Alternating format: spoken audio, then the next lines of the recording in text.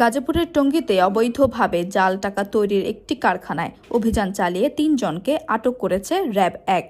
অভিযানে বিপুল পরিমাণ জাল নোট ও জাল টাকা তৈরির সরঞ্জাম জব্দ করা হয়েছে। র্যাব সূত্র জানায়, গোপন সংবাদের ভিত্তিতে ও ফাঁদ পেতে সোমবার গভীর রাতে টঙ্গীর বনমালা এলাকার একটি ভাড়া বাসায় অভিযান চালানো হয়।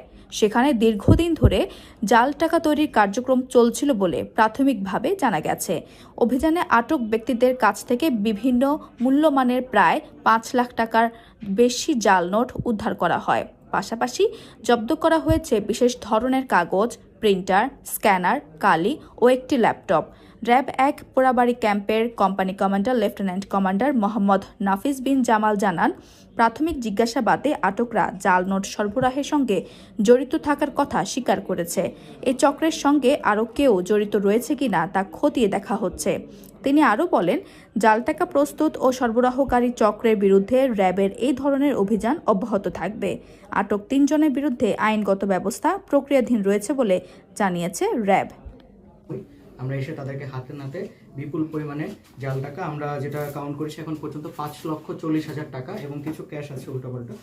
তো টোটাল আমরা ধারণা করছি ৫,৪০,০০০ টাকা পেয়েছি। এছাড়া এখানে বিপুল পরিমাণ অন্যান্য জিনিসপত্র যেমন কেমিক্যালস, আপনারা দেখতে পাচ্ছেন কেমিক্যালস আছে। তারপরে এখানে প্রায় 5টি ল্যাপটপ আছে, প্রায় 25টি কাটিং বোর্ড আছে, তারপরে 7টা প্রিন্টার আছে। এছাড়া বিভিন্ন ধরনের গাম এবং টাকা শুকানোর বাল্ব, লাইটিং ইকুইপমেন্ট সহ সবকিছু সহ আমরা তাদেরকে হাতে নাতে এখানে ধরতে সক্ষম হয়েছি।